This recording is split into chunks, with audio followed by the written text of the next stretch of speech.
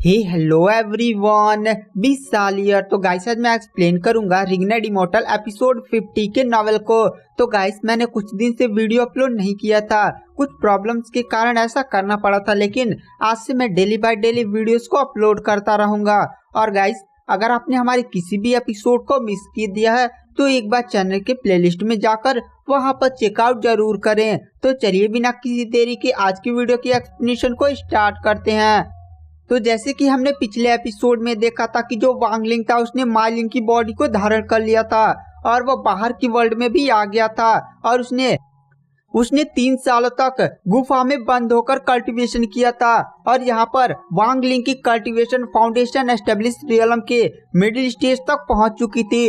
अब वांग लिंग उस गुफा से बाहर निकलता है, पूरा गुफा में झाड़ उग गए थे और ऐसे बहुत सारी चीजें हो गई थी।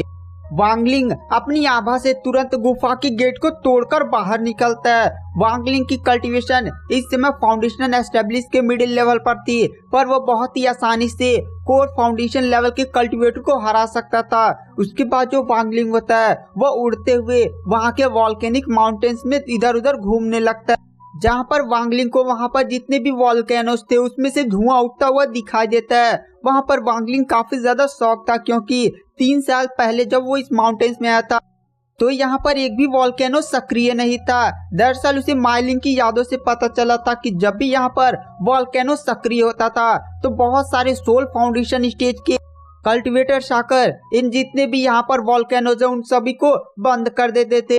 और ये जो सारे पावरफुल कल्टीवेटर्स थे वो लोग एक सीक्रेट कमरे में कल्टीवेशन करते थे। वो लोग कहाँ से आते थे किसी को नहीं पता था।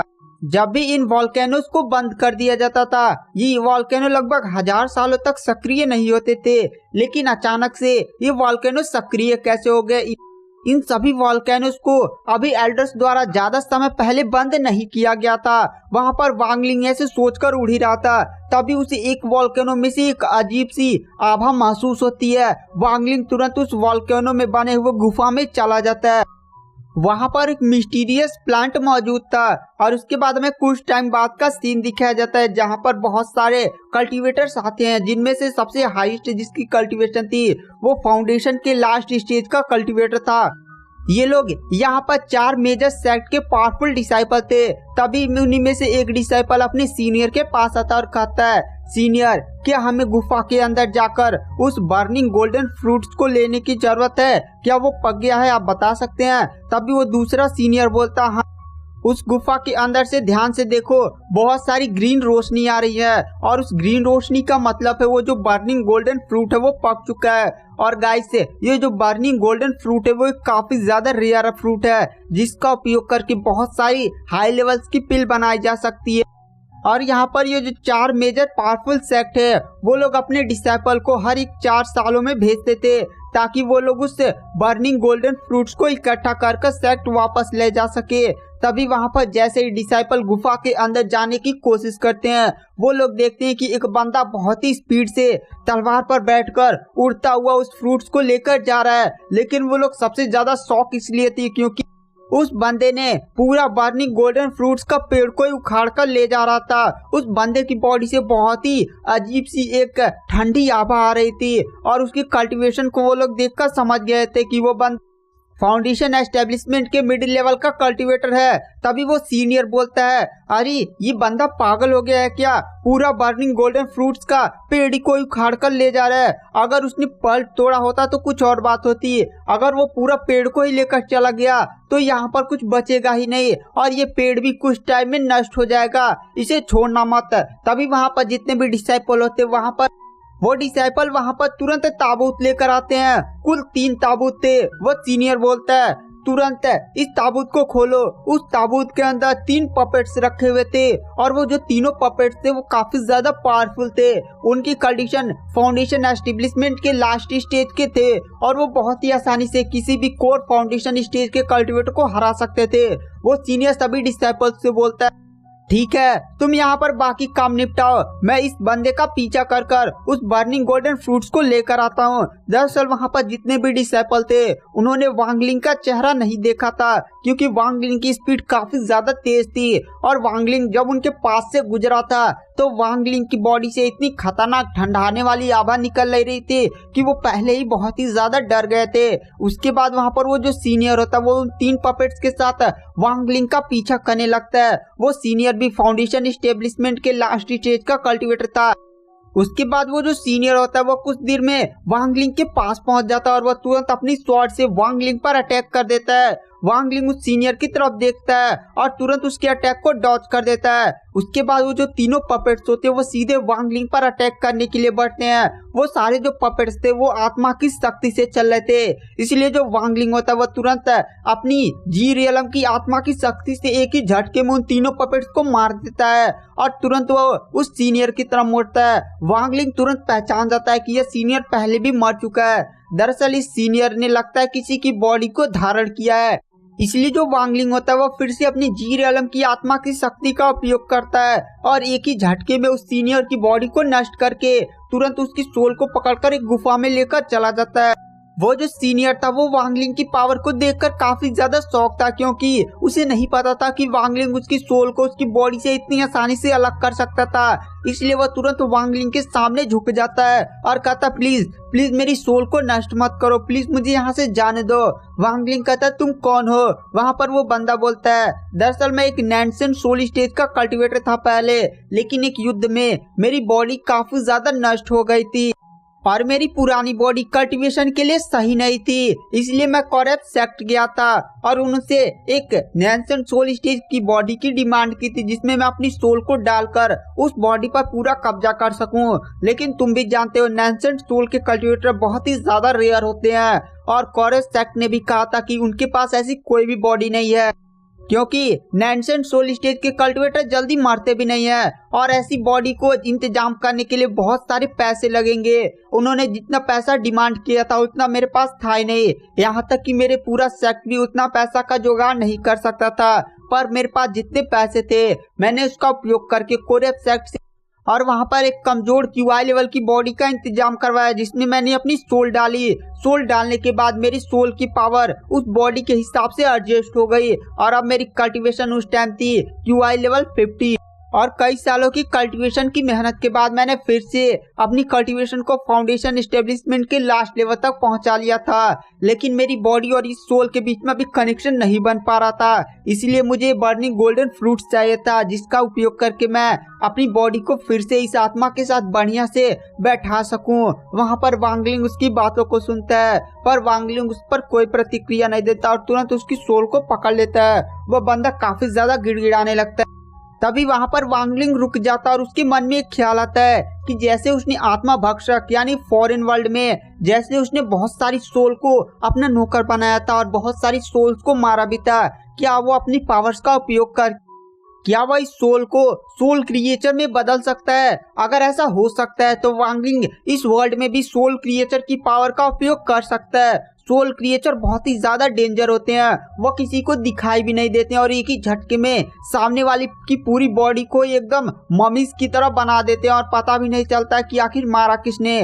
वहां पर वांग लिंग यही सोचकर तुरंत वहां पर अपने डिवाइन सेंस की पावर का उपयोग करता है और उस सोल पर अपना काबू बनाने की कोशिश करने लगता है। वहां पर जो वांग लिंग होता है वो अपनी जी रियलम की सोल की पावर का उपयोग करते हुए उस आत्मा पर काबू बना लेता है और अपनी पावर्स का उपयोग करते हुए उसे एक सोल क्रिएचर में बदल देता है। वांग लिंग ये देखकर काफी ज्यादा खुश था, लेकिन वो जो सोल अभी क्रिएचर वांग लिंग ने बनाया था वो ज्यादा आक्रामक नहीं था, इसीलिए जो वांग लिंग था उस सोल क्रिएचर को उस गुफा में बंद कर देता है। उसके बाद वो बाहर से जाता है, कुछ जानवर को पकड़ कर लाता है और उस सोल क्रिएचर के सामने फेंक देता है। वांग लिंग चाहता था कि वो जो सोल क्रिएचर है वो पहले उस जानवर की बॉडी में जाए और उस जानवर को मार दे, लेकिन वह जानवर काफी ज्यादा झिझक रहा था। वो सोल क्रिएचर नया नया बना था, शायद इसीलिए वहां पर वांग लिंग अपनी पावर्स का उपयोग करके उस सोल क्रिएचर को फोर्स करता है। वो सोल क्रिएचर तुरंत उस जानवर की बॉडी में घुस जाता है और एक ही झटके में उसे मार डालता है और वहाँ पर वो जो जानवर था वो फिर से एक मम्मी की तरह उसका पूरा आंखें होके निकल जाती हैं। वहाँ पर वांग लिंग यह देखकर काफी ज्यादा खुश था, क्योंकि वांग लिंग के लिए अब यह सोल क्रिएचर एक सेफ्टी कवच था जिसका उपयोग करके वो बहुत ही आसानी से कोर फाउंडेशन स्टेज के कल्टीवेटर को भी मार सकता था। उसके बाद जो वांग लिंग होता है उस सोल क्रिएचर को पकड़कर तुरंत एक डब्बे में बंद कर लेता है और उस डब्बे को अपने पास रख लेता है। उसके बाद जो वांग लिंग होता है वो उस वॉल्केनिक माउंटेन से निकल जाता है। आज वांग लिंग को उन तीनों से मिलना था जिसे वो फॉरेन वर्ल्ड से बचा कर लाया था, झो जियोंग, ब्रदर यांग और ताओलिंग से। और गाइस आज वांग लिंग इनसे मिलने जा रहा था, क्योंकि वांग लिंग ने इनसे कुछ ट्रीजर्स भी मंगवाए थे। उसके बाद हमें सीन शिफ्ट किया जाता है झो जियोंग, ब्रदर यांग और ताओलिंग की तरफ, जो लोग एक माउंटेन्स पर आज वांग लिंग का इंतजार कर रहे थे। उन लोग काफी ज्यादा डरे हुए भी थे, क्योंकि वांग लिंग ने उनके साथ ब्लड कॉन्ट्रैक्ट साइन किया हुआ था। और यहाँ पर जो ब्रदर यांग था वो अपने पास एक अजीब सा टोकन लिए हुए था।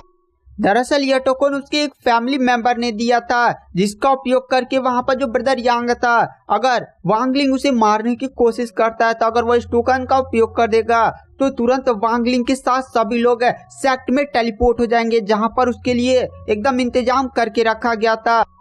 वो लोग उस पहाड़ पर कई घंटों से उसका इंतजार कर रहे थे, लेकिन वहां पर वांग लिंग अभी आया ही नहीं था। वहां पर वांग लिंग उनसे इंतजार करवा रहा था। ऐसे करते करते रात भी हो जाती है, जहां पर वो तीनों भी अब थोड़ा सा शक कर रहे थे कि वांग लिंग आएगा भी या नहीं, पर वो लोग वहां से जाने की हिम्मत नहीं कर रहे थे। तभी वहां पर एक ठंडी हवा फैलने लगती है और वहां पर एक बहुत ही अजीब सा प्रेशर बनने लगता है। उस प्रेशर के सामने उन तीनों का खड़ा होना भी बहुत ही ज्यादा मुश्किल हो रहा था। और वहां पर तभी वांग लिंग यानी माई लिंग प्रकट हो जाता है। वो तीनों तुरंत उसे देखकर उसे ग्रीट करते हैं। वहां पर वांग लिंग दरअसल इतना लेट इसलिए हुआ था क्योंकि वांग लिंग पहाड़ से छुपकर इन तीनों को देख रहा था कि कहीं उन तीनों ने सेक्ट से कोई हाई लेवल के कल्टीवेटर को तो नहीं बुलाया है, ताकि वो लोग वांग लिंग को पकड़ सके, या ऐसा वैसा कोई ट्रैप तो नहीं बिछाया, क्योंकि वांग लिंग को उन पर थोड़ा भी भरोसा नहीं था।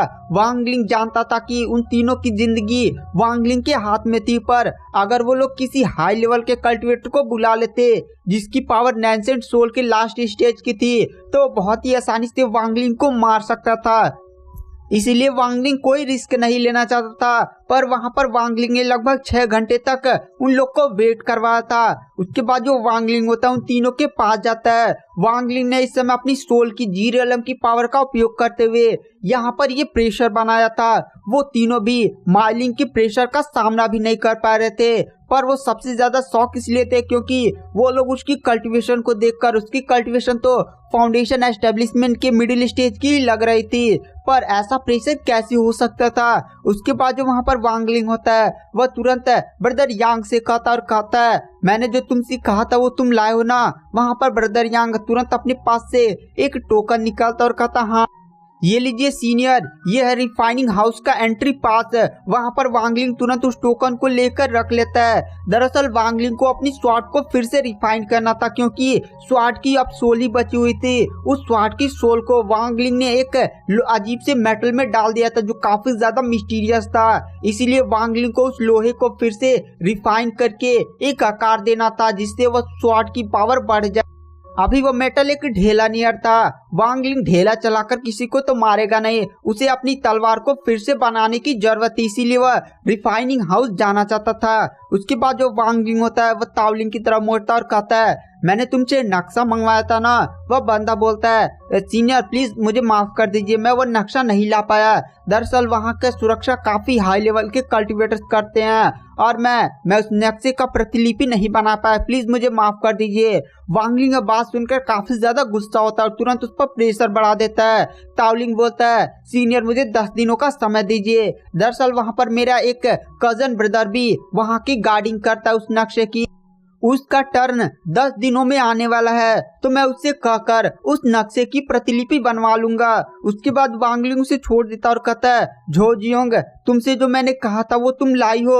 वहाँ पर झो जियोंग भी तुरंत वांग लिंग के सामने झुक जाती है और कहती है सीनियर प्लीज मुझे माफ कर दीजिए, मैं उस टेक्निक को नहीं ला पाई। दरअसल वो एक टेक्निक काफी ज्यादा कॉम्प्लिकेटेड टेक्निक है और गाइस वांग लिंग जिस टेक्निक का झो जियोंग से डिमांड कर रहा था जो वारगोट साइन की सबसे ज्यादा पावरफुल टेक्निक थी, जिसे वारगोट साइन के एल्डर वो ही यूज करते थे।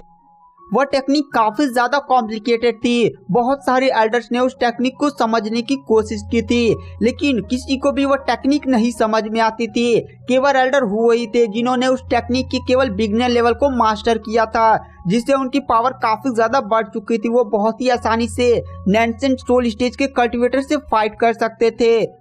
यह टेक्निक काफी ज्यादा कॉम्प्लिकेटेड थी। तब वहां पर एल्डर हुए, जो इस स्टार वार गॉड साइन के एकदम मैन हेड एल्डर हैं, उन्होंने इस टेक्निक को पढ़ने के लिए सभी को अलाउ कर दिया, लेकिन एक शर्त रखी कि बाहरी कोई भी मेंबर, चाहे वह सेक्ट का बाहर का ही क्यों ना हो, उसे इस टेक्निक को पढ़ने के लिए एक अमाउंट पे करना होगा जो काफी ज्यादा हाई था। और बहुत सारे सेक्ट के लोगों ने इस टेक्निक की लालच में इस टेक्निक को पढ़ने के लिए सेक्ट के एल्डर को बहुत सारे पैसे दिए, लेकिन वो लोग उस टेक्निक को समझ ही नहीं पा रहे थे, क्योंकि वह टेक्निक काफी ज्यादा कॉम्प्लिकेटेड थी, जिससे वार गॉड साइन का एक बहुत ही बड़ा मेजर सोर्स ऑफ रेवेन्यू भी बन गया है टेक्निक। लेकिन अगर कोई सेक्ट में बहुत ही ज्यादा इम्पोर्टेंट रोल प्ले करता हो और सेक्ट के लिए उन्होंने कुछ बहुत ही बड़ा किया हो, तो इस टेक्निक को फ्री में पढ़ सकता था। इसीलिए वांग लिंग ने झो जियोंग से कहा था कि तुम मेरे लिए वो टेक्निक पढ़कर याद कर लिख कर लाना। लेकिन झो जियोंग ने जब उस टेक्निक को पढ़ा था तो उसे कुछ भी समझ में नहीं आया था। जो 2-3 वर्ड उसे समझ में भी आए थे, उसका वह कोई भी सेंस नहीं निकाल पा रही थी और वो भूल गई थी।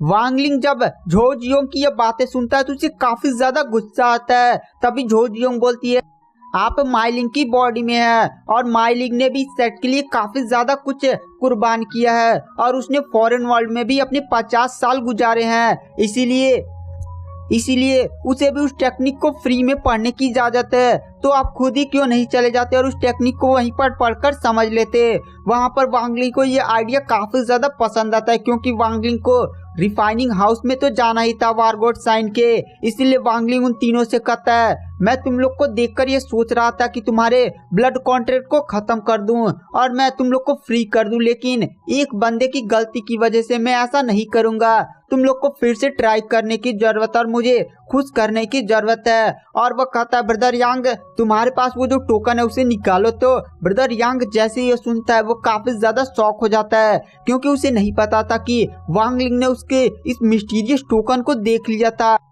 तुमने मेरे साथ धोखा करने की कोशिश की है, इसीलिए मैं तुम्हारा इस टाइम ब्लड कॉन्ट्रैक्ट कैंसिल नहीं करूंगा।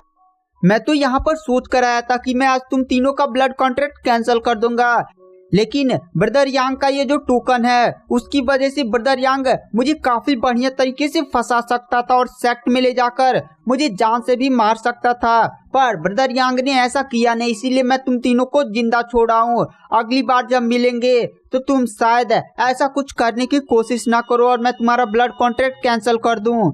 और ये सारी चीजें सुनकर इन तीनों को ब्रदर यांग पर काफी ज्यादा गुस्सा भी आता है। उसके बाद वहां पर जो वांग लिंग होता है वो अपनी स्वॉर्ड से उड़ता हुआ वहां से चला जाता है। और इधर हमें दिखाया जाता है जो वांग लिंग था वह सुबह को निकल जाता है वार गॉड साइन सेक्ट की तरफ, क्योंकि वह आज जाने वाला था रिफाइनरी हाउस, जहां पर वो अपने टोकन का उपयोग करके आज वो अपनी स्वॉर्ड को रिफाइन करने वाला था। पर अचानक से वहां पर काफी खतरनाक प्रेशर बनने लगता है और वांग लिंग जैसे सेक्ट में घुसा था तुरंत वहां पर उसे एक काफी खतरनाक प्रेशर महसूस होने लगता है। वहां पर वांग लिंग समझ जाता है कि उसकी तरफ जो कल्टीवेटर बढ़ रही है वह जरूर नैनसेंट सोल स्टेज की कल्टीवेटर है। तभी वहां पर एक काफी ज्यादा ब्यूटीफुल लेडी प्रकट होती है जो नैनसेंट सोल स्टेज की कल्टीवेटर थी। वहां पर वांग लिंग तुरंत अपने सोल क्रिएचर वाले डब्बे पर हाथ रख लेता है।